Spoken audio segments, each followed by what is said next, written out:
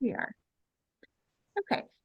I think it's just about time and there's enough people. I think we can just get officially started. Hello, everyone, and thank you so much for joining me for this session on how to craft a successful funding application for Young Canada Works in Heritage Organizations and Young Canada Works at Building Careers in Heritage. My name is Louise, and I am a program officer for Young Canada Works at Building Careers in Heritage, as well as a communications liaison with the CMA.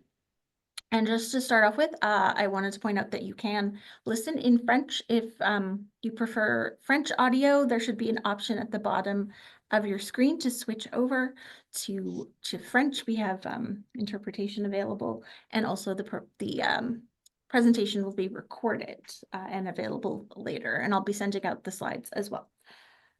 So my plan for today is to give a fairly brief overview of the key points to keep in mind while you are preparing to submit an application for Young Canada Works funding for the coming year for 2025-2026. So I'll provide a broad overview of the benefits of Young Canada Works for your organization, how to create a successful application, and what to expect once you've submitted. And just as a quick land acknowledgement as well, the Canadian Museums Association acknowledges that its secretariat is located on the traditional territory of the Algonquin and Anishinaabe peoples. We extend our appreciation for the opportunity to live and learn on this territory.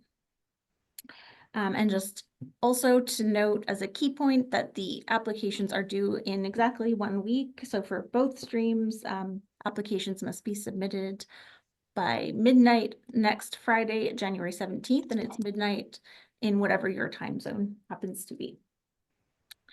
So just a quick overview of Young Canada Works. So what is it and why apply for Young Canada Works funding? So YCW is a federal funding program that is offered through the Department of Canadian Heritage. It assists employers in the heritage sector, museums, galleries, libraries, archives, etc., to hire a Canadian youth aged 30 and under for short-term work experiences. So successful applicants will receive funding to cover a percentage of the costs of salary and mandatory employer costs and some other eligible expenses associated with the hiring of a Canadian youth. And work terms are at the shortest 6 weeks long and at the maximum length 12 months. So for 25-26, the maximum funding available for a position funded through Young Canada Works and Heritage Organizations is $10,000. The maximum for Young Canada Works at Building Careers and Heritage is $15,000. And for Young Canada Works at Building Careers and Heritage for an international museology position, it is $17,000. If you hire a person with a disability, any kind of accessibility supports of any kind, including childcare, Young Canada Works can reimburse up to $3,000 per participant for any reasonable costs. So when you're planning your project, you will have to select between 2 streams. So you'll want to select the one that best suits your needs, your timeline, your organization, and the project. So they vary in not only the amount of money that is available for each stream and in the length of the work term, but also in the scope and the types of projects that are probably going to be undertaken.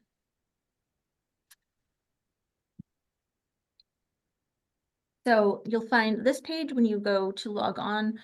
Once you've logged on and started your application, you will be asked to select the type of job. So job opportunities for students is Young Canada Works at Heritage Organizations. Internships for graduates is Young Canada Works at Building Careers and Heritage, and internships abroad for graduates is the international museology option. So a quick overview of what to expect if you're applying for Young Canada Works and Heritage Organizations.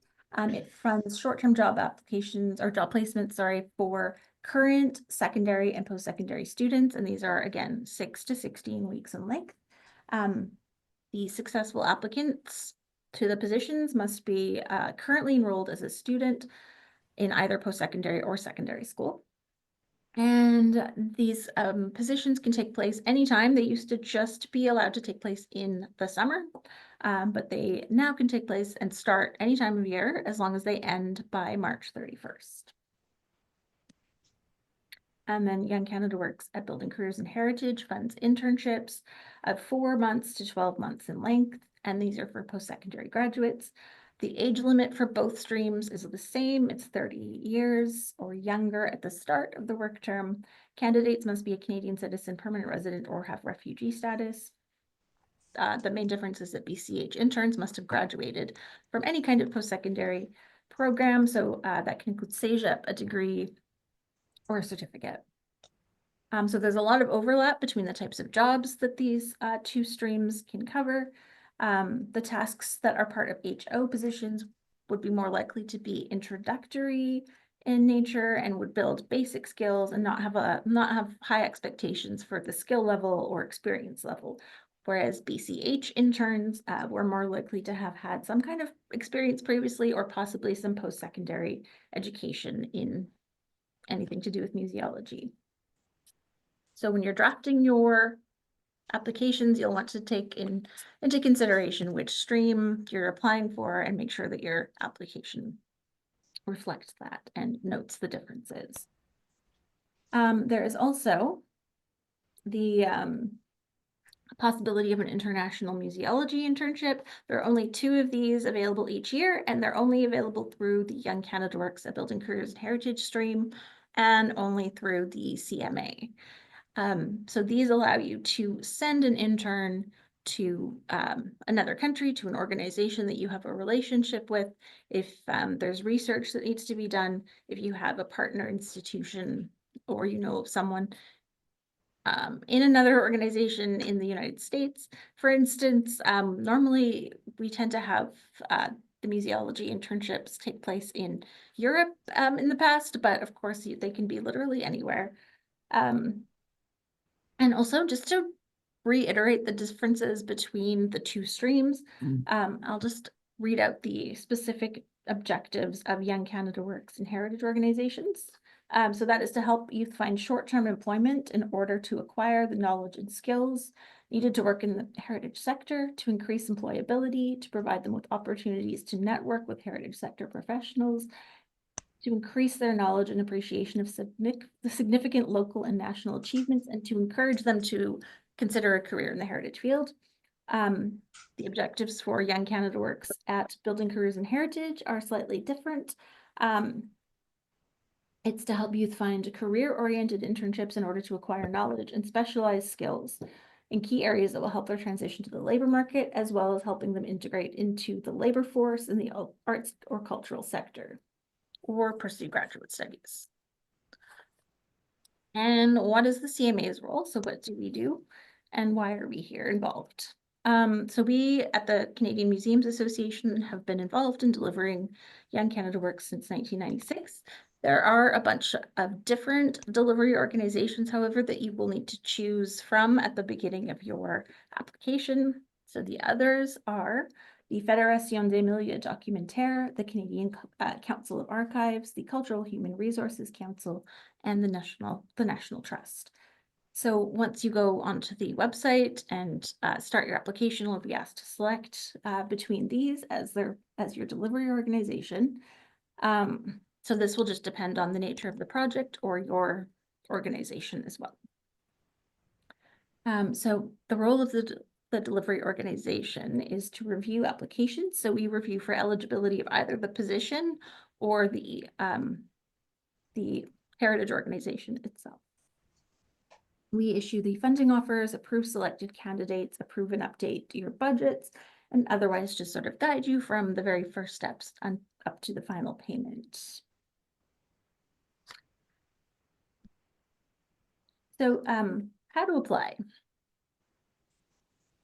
So once you've identified a project and worked out the details, including the resources that you're able to put into it, which include physical resources such as supplies and other materials, your time, as well as financial resources, You'll want to determine the specific tasks as well that are going to be involved or required.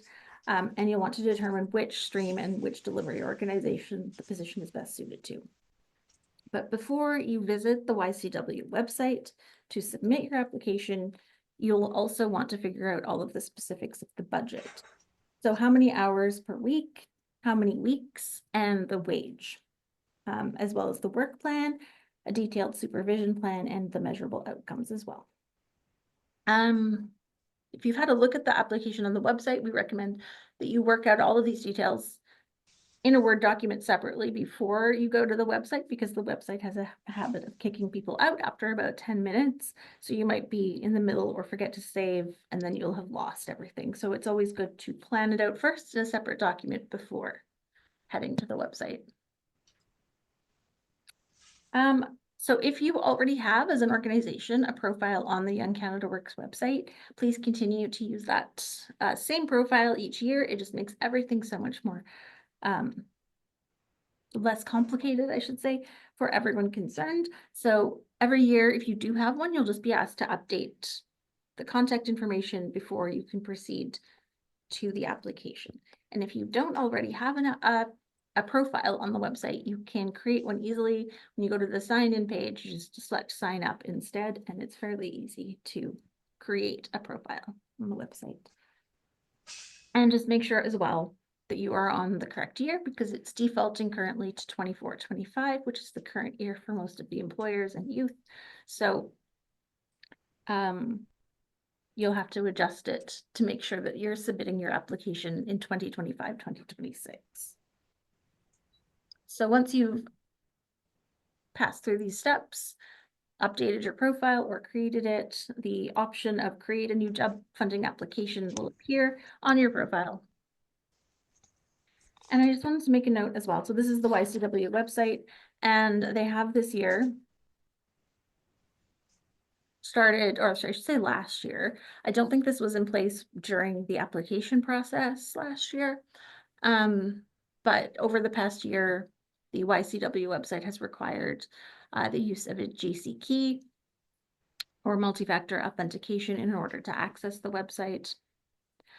So that is still in place. And if you do have any questions or issues with that, there is the website or the email address available on the login page if you have any issues with that.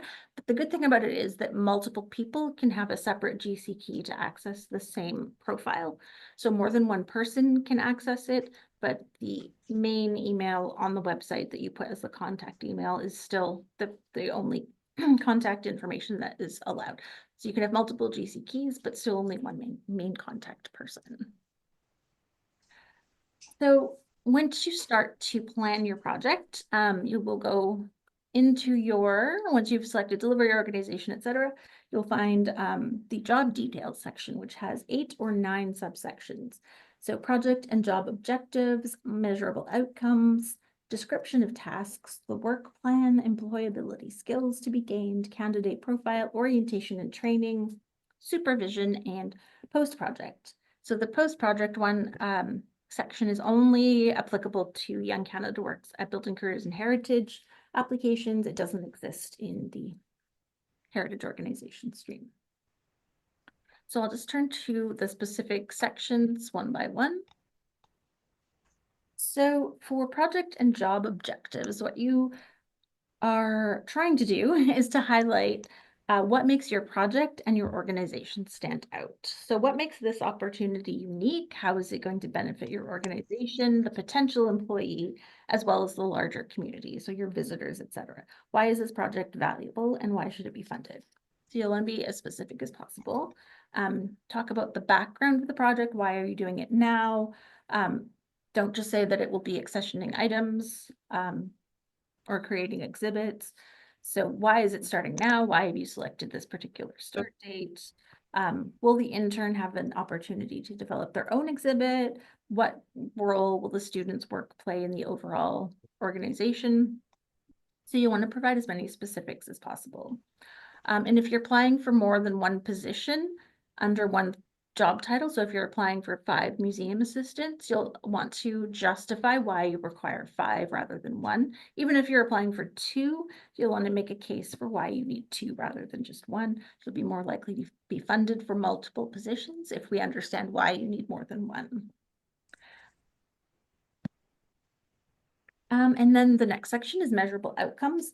So this section will ask you to indicate measurable outcomes of the project, describe how you expect to meet your goals, and how you will measure the success of this position. So you'll want to avoid using words like many or more, as in many items accessioned, or more visitors, and avoid vague terms like improve or succeed, unless you're also explaining how success or improvement will be measured.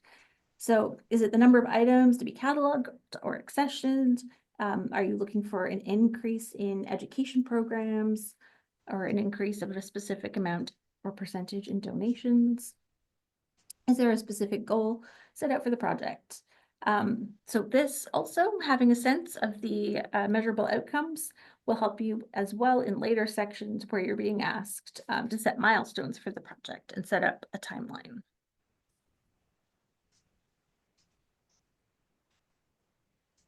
So under job details, you will also be asked to establish the timeline of your project. So you'll want to create a work plan, which will include tasks, but also a fairly detailed timeline. So not a day-by-day timeline, but you'll want to refer back to your measurable outcomes by discussing certain milestones and deadlines that are part of your project.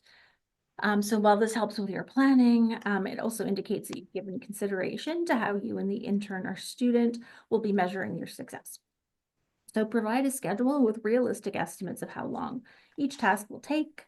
The timeline should include as well any training that you need to provide to the student or intern, as well as any kind of orientation that you need to provide. So the first week, for instance, will most likely be mostly orientation and training. As with all the sections, of course, you'll want to provide as much specific and as many relevant details as possible. As well, you'll align with YCW program goals. So when you're drafting the employability skills, you'll want to consider specific goals of the YCW program. Make it clear how the position aligns with at least one of these program goals, to improve knowledge, skills, and practice in the heritage field, to preserve heritage for current and future generations, and to help the public access Canadian heritage. And then next you'll be into the candidate section, which includes recruitment. So you'll want to consider things beyond the basic Young Canada Works eligibility criteria to identify the qualities or experiences that you expect your candidate to have. So there's a section specifically for candidate profile where you can make more specifications on what you're expecting or what you need from your candidate in order to complete the tasks. So any specific skills such as a particular language knowledge, any kind of particular background in conservation, an ability, for instance, to perform in front of an audience, and like an acting experience or education experience. So you should really sort of tailor the positions to the amount of experience you're anticipating or desiring, and just make it clear what the expectations are for the candidate. And in this section as well, you can also indicate how you are conducting recruitment. So we want to ensure that you are conducting recruitment to underserved communities, those who are probably not within your regular or possibly not within your regular organizational contacts. So going beyond to different university and college and other organizational job boards. So you'll also want to indicate how you are showing or conducting open recruitment for this position, and making it available to as many eligible youth as possible. And the budget, while it can look a little bit complicated, the Building Careers and Heritage budget is a little bit more complicated on the application than the heritage organization's budget is. It's really just sort of the basic questions that you would need to consider in any case when you are planning a new position. So because you'll want to evaluate what the resources are that you will be contributing, because Young Canada Works typically doesn't cover 100% of wages or mandatory employer costs. It will cover a certain percentage. But we also want to see that you are putting other resources in this as well, such as any materials that they will need, any kind of supplies, which would include things like paper or any other things like different programs that they might need, any kind of training, communications, applications, etc.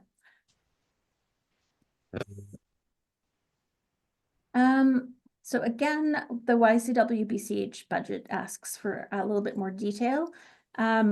We also ask that you consider professional development. So there's a space there for that, because we really want to see that you have put thought into how the intern is going to experience sort of mentorship and how this is preparing them for future work. So the budget is an excellent way to indicate that you have put thought into the mentorship and other aspects beyond just the wage, that you've put thought into planning for the overall experience. And you'll want to also, when you're drafting the total budget and considering the wage, I would recommend keeping the wage as high as you can in order to attract applicants.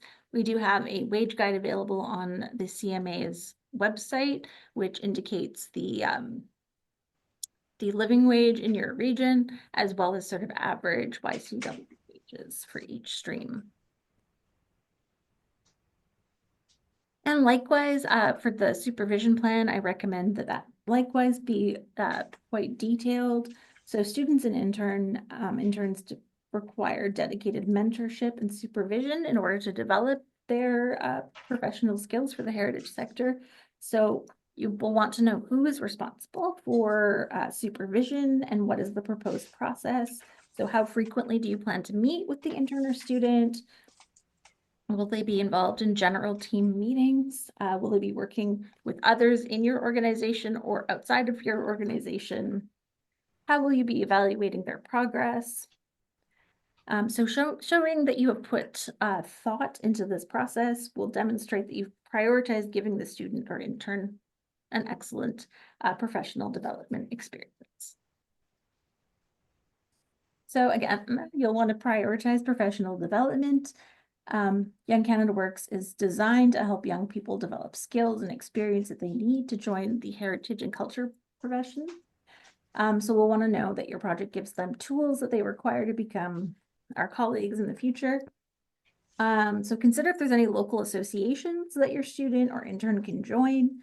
Will there be any networking or extra mentoring opportunities? Are there any online or in-person courses that they can take to develop skills? So you want to consider any costs that would be involved in this type of professional development. And so lastly, or near end, is the job poster. So after you've been approved for funding and you've accepted the funding offer on the website, the job poster will automatically appear on the Young Canada Works job board for youth to review and apply through. But of course, you're also invited and encouraged to share this job poster. The job poster has two main goals, which is to attract well-suited applicants, as well as to eliminate applications from those who would not be eligible or who wouldn't necessarily benefit you or benefit themselves from the experience. So please provide specific information on your organization, information on what the position will involve, a detailed candidate profile, so what you expect from them, ideally like the number of hours per week as well, and also include details on how to apply, and lastly, a job equity statement. So this is one thing that we require on job posters. So including your organization's job equity statement in your job poster is a way to indicate to any potential applicants that all are welcome to apply for this position and to join your organization. So it can be quite simple. It can be a one line that we are an equal opportunity employer and we encourage applications from all qualified applicants, or it can be, you know, almost a full paragraph long. Up to you. And yeah, these are just sort of the end. My suggestions for you when you're drafting it, just in terms of kind of administrative detail, is to draft it beforehand, save it, and then bring it over to the YCW website. And so just a brief outline of what you can expect and what would be a good time to plan to start your the position. So November is when applications opened. January 17th is when they will close. It then will take us about 2.5 months or 10 weeks to review. So we have a peer review committee as well, who are reviewing, as well as the internal review that goes on at the CMA.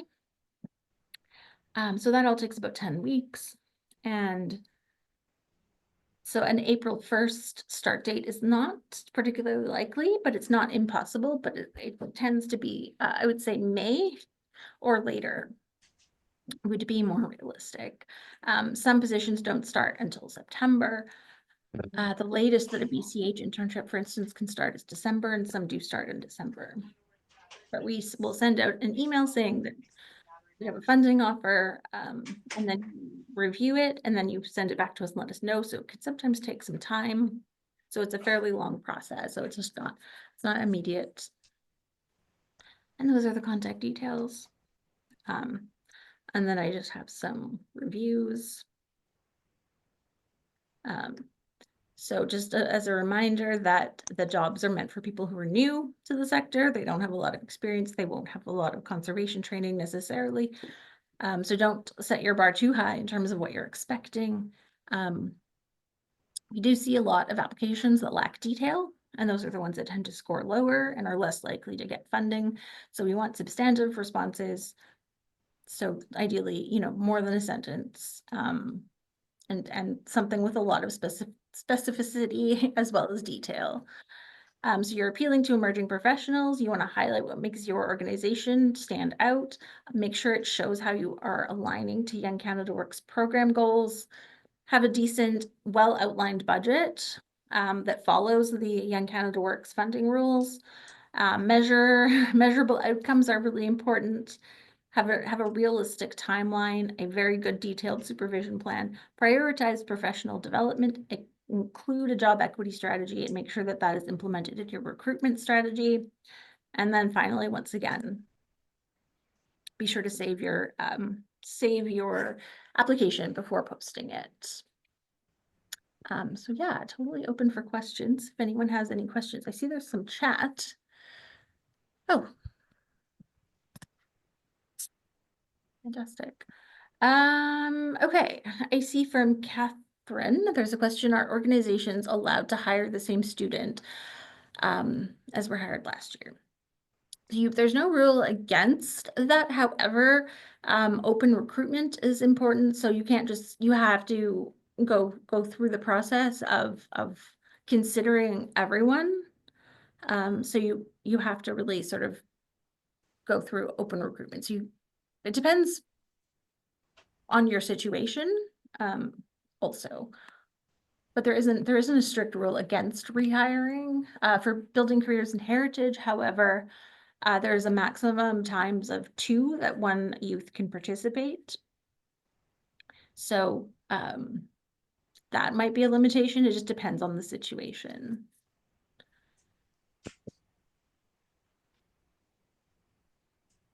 And sorry, just going down. And then it looks like William, I think, asked, are there any limitations for stacking grant funding from the other levels of government toward the position?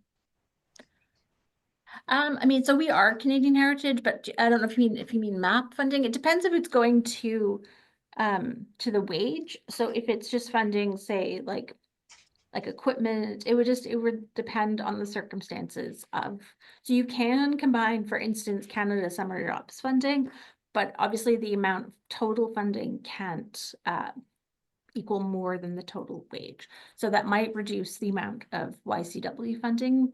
And there is an opportunity to say that in your application as well. We do ask it, if you're accepted, we ask it as part of our process. So there's a staffing report that you would submit partway through that will ask you to let us know of other funding sources. And then of course you have to let us know what the funding sources were in the final reporting. So when you submit at the end your payroll, etc., you have to let us know if there were any other. Let's see. Sorry, Ken Hook asks, where can we find the equity statement? Last year, the person who applied on our behalf was told they had used an outdated statement. Yeah, I'm not sure about that. So we do, you can certainly Google this and find one. We do have on our website, on the CMA's website, there is a guide to the job posters, which does have an example of an equity statement. So you can have a look there. Are we allowed to add weeks to the employment opportunity so that the total period of work extends beyond 16 weeks if we only request funding for a shorter period? So yes, so you can, I think the basic question there is, can you keep the person on after? And the answer is yes. So a lot of people do that, so they will have an internship that ends. I mean, we are able sometimes to offer extensions, so I mean, I would definitely let us know. But then you would consider the end date to be whatever the agreed upon end date was with Young Canada Work. So that would be something you could discuss with your program officer. But I mean, for instance, for all of the internships or positions have to end by March 31st. So if you were to keep somebody on into April, like you would just consider the Young Canada Works portion ending on March 31st. And then, so when you submit payroll, if you submit any April payroll, we wouldn't consider it, if that makes sense. And then, is there a minimum hours per week? That is a good question. I don't really have a good answer for that. It is preferred if they are full-time, but there isn't a rule against them not being part-time. So it's preferred. Preference is given to full-time. A job funding application that requests full-time hours would get preferred status over something, but it depends how many hours I mean, if it's like 5 hours a week, I think that might be that definitely wouldn't necessarily be a good option. But if it's like 28 hours and you have a reason, just let us know. And can we apply for 75%? Or will we be scored lower? It doesn't really matter. Just don't apply for 100% because we can't really offer 100%. It's sort of a negotiation, so you can apply. It won't really affect whether you are funded, but you won't necessarily get the amount that you have applied for. So if you want 75%, I would apply for 75% and not 50%. Because so we'll get the application. And I think if you've applied for 50%, the person who's in charge of that might send you a budget and say, we're going to fund you at 50. But if you apply for 75, you would have a better chance of being funded at 75. It really just depends on the applications that are received, etc. So I would just say that you should apply for what you feel you need or want. Can an organization apply for 2 separate jobs within the same funding stream? So example, a museum educator and an archives assistant. Yes, absolutely. So you can apply for really as many as you want within the same funding stream. You just cannot submit the same application to the same delivery organization. And also equally, you should not submit, I see, I missed somebody's question. So you cannot apply, for instance, for museum educator with the exact same application between HO and BCH. But you can apply for you can literally apply for 12 separate positions under different titles. There's not really a limit on that. And you can also apply for 12 museum educators if you want. It's not likely that you would get 12, but there isn't a maximum. And it looks like I skipped, is it NISC?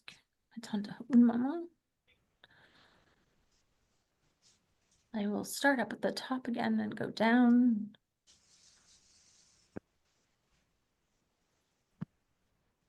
Sorry. Oh, did I miss this one too? I'm not seeing your question. Nisk, are you able to speak? Are you unmuted? Please feel free. And it looks like, sorry, I missed Katie Miller's question as well. Will applying for the maximum amount of funding influence the success? No.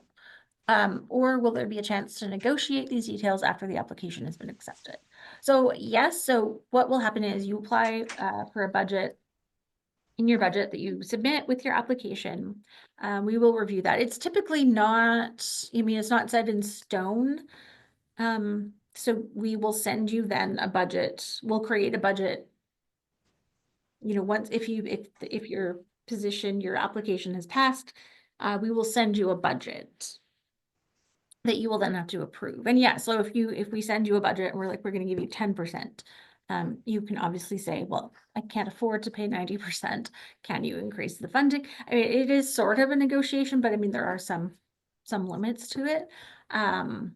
But no, so I mean, it depends. So if you're applying for 10,000 for an HO, but that's still like not 100% of the wages, then yes, I would, by all means, as long as you don't, I would recommend you do not apply for, say, 20,000 under HO, just because, the maximum is 10,000 versus at BCH, which is 15.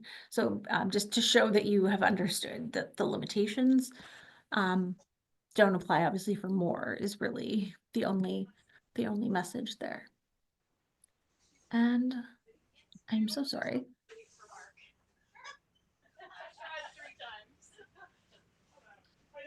Yeah, so Rachel asks, when we hired the same student as last year, we've been asked to provide a written statement that the position is different enough from the previous. I know for building careers and heritage, we do that. Because we want to make sure that for interns, I'm not sure if this was through HO or BCH, but typically, yes, we want to make sure that they're not doing the same work and that they're growing and being given opportunities to develop new skills rather than just sort of continuing in the previous skills. So especially for building careers and heritage, we strongly discourage you from hiring the same person more than once. HO does tend to hire repeat a little bit more easily, just because of the different expectations of the program and the fact that BCH is only offered twice to each person. So the idea is that you can have as much opportunity to develop skills as possible within those 2 times, whereas HO, there isn't really a maximum amount of times that a youth can participate. And the 3 program goals. Let me just grab those specifically.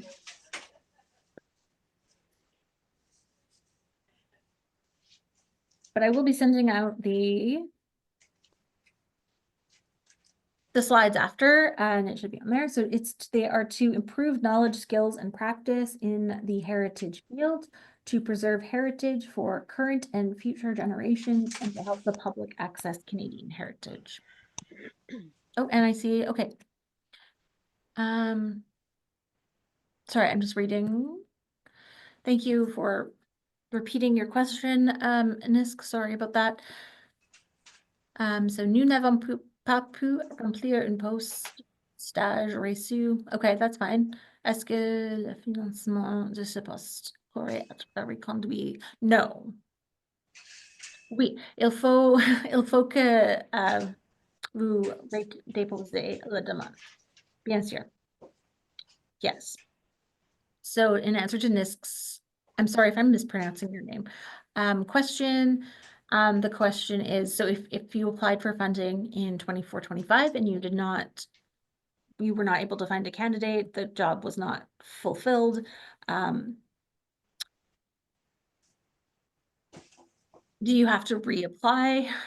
Yes, so you definitely have to reapply, but it has no effect. So, that last year does not affect the current year at all. So, yes, you have to reapply. It's a completely new year. So it's as though last year did not happen, essentially. And then a new question, can the same or similar project outline for a position be submitted repeatedly every year, or is there a preference given to unique projects, the different? No, there isn't really, that's a good question. There is not really a requirement that the position change every year. So yes, you can submit the same position year after year if it's one that you've found that works well for you. I mean, if there are changes, obviously you'll want to indicate any changes in the application. I mean, I do notice when people submit the same application, and it's only a negative thing if it doesn't make sense anymore. So if someone was submitting something from 2020, when, it was like COVID and lockdowns and they were still mentioning lockdowns, that would be puzzling because it just hasn't been updated to the current world. So as long as it's still relevant, then yes, absolutely, you can submit the same job multiple times in different years. Can an employee who meets, oh sorry, Rachel Stein asks, can an employee who meets the requirements submit an application to fund their own position at the, no. So no, you cannot fund your own position. So it can't be somebody who currently works at the organization. You have to go through the process of hiring someone for open recruitment, but you can't already have a job, especially the same job. Again, because of the whole needing to develop skills. So it's about developing new skills more so than anything else. So yeah, if you already have the job, you cannot hire yourself at the same organization. Oh, I'm so sorry, Kristen. Let me check. So sorry. Also, please feel free to just I think I unmuted everyone or gave everyone the ability to unmute. So if you do want to just speak. Oh, I can speak if you want to. Yeah, that would be great. Thank you. So my organization is a hybrid of a small community lending library inside a heritage property, but we're hybrid organizations. We operate as more of a library than we do a museum, but our doors are open, of course, to visitors who are intrigued by this building from the 1830s. Okay. But we don't operate as a museum. So I want to make sure with you today that applying for this funding, you did mention libraries at the top, but you haven't really talked about libraries. You've talked more about, museums. So I'm just wondering, because we're such a hybrid, do we still, qualify? I'd have to know more about your organization, Right. but one of the delivery organizations is concerned with libraries, so that the archives, Canadian Council of Archives would cover libraries as well. So you would depend on the position and what it was concerning. So that's partly how you determine which delivery organization is on the project as well as your heritage organization. But yes, you can apply through the Canadian Council of Archives. Thank you so much. Libraries. Yes, I'm so sorry. Was that the one that the person? Yes. Oh, yes. okay. Thank you so much. Oh, perfect. So Rachel, I'm so sorry if I'm missing anyone else's questions. Rachel has asked, can you clarify about expectations for the post-project section, particularly what would be expected to be included in the career orientation plan? That is also a good question. So it's just sort of how that's just for building careers in heritage. So that section doesn't apply to applications for Young Canada Works in heritage organizations. So it is again about the the sort of mentorship and professional development aspect. So it's really about how you will be preparing your intern and helping them navigate finding work after the internship. So that can be either setting them up with networking or continuing mentorship, or you know, a lot of people set them up with just sort of pardon me, associations, etc., that will help them develop further after the internship. Or, you know, writing letters of recommendation is a common one, just indicating in some way that you are providing support to the intern to help them transition from an intern into regular museum employee. And Katie Miller asks for the BCH program. Oops, so sorry. For some reason it's, oh. Well, I'm so sorry, it just suddenly jumped. There we go. For the BCH program, can we apply for 2 consecutive positions for 2 different interns using the same title? Oh, that's an intriguing question. I wouldn't use this. Oh, so they are both, if they're both the communications officer, yes. So you can apply under communications officer for 2 positions. So if they're both the same, then you would submit 1 application for communications officer, but you have the ability to request 2 positions under that title. And then you can explain that.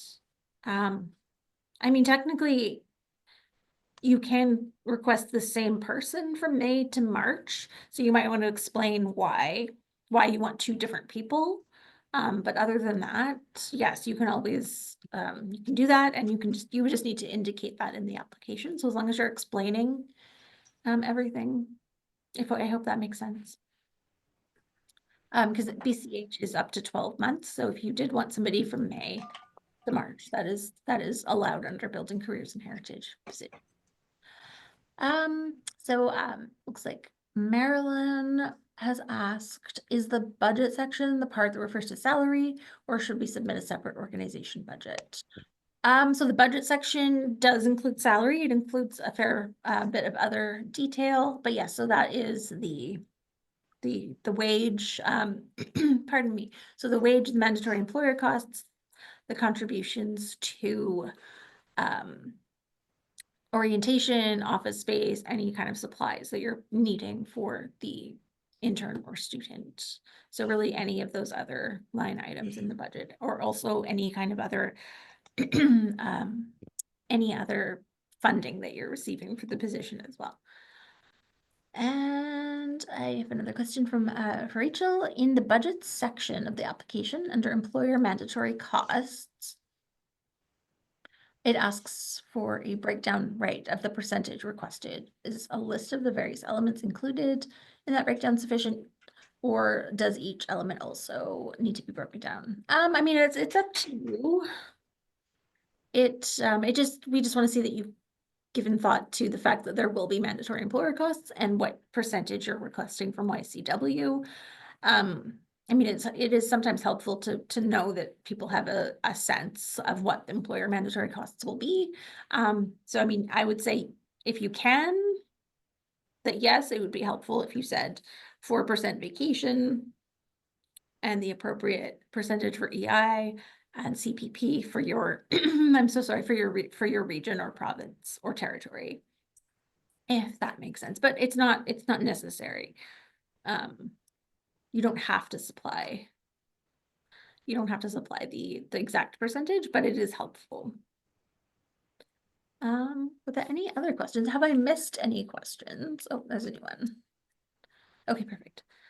Did I miss anyone's question? And like, please feel free. Sorry, I'm just like trying to read. Please feel free to just like speak if I've not. Oh, there's Q&A. Sorry, I didn't see these. Oh, sorry. Yes, I missed anonymous attendees' question about muting other speakers. Yes, I will email out the slides and as well as hopefully a video version of it in French and English.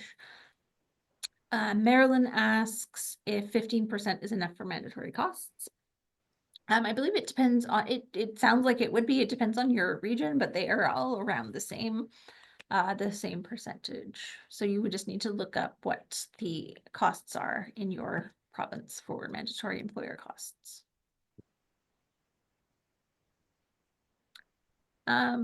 So the budget is definitely on the application. Let me just go back to tell you where it is. It was on one of the slides. Hang on one sec. Actually, I'll send it, I'll send it to you in. I can send you a screenshot of the section. So it's not under job details, it's under, like, it's not in the job details section, it's the second section after that. Are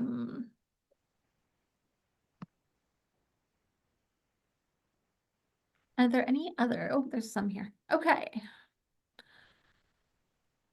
Perfect, thank you. Yes, that's 14% sounds exactly like what it should be.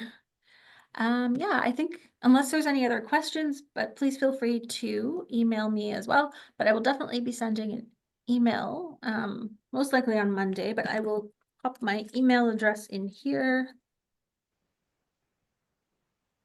There we go. So please feel free to email me any questions that you have. And, thank you, everyone. Thank you. Appreciate your time in coming. And I hope that was helpful, and best wishes with your applications. And yeah, again, please email me with any questions. Thank you.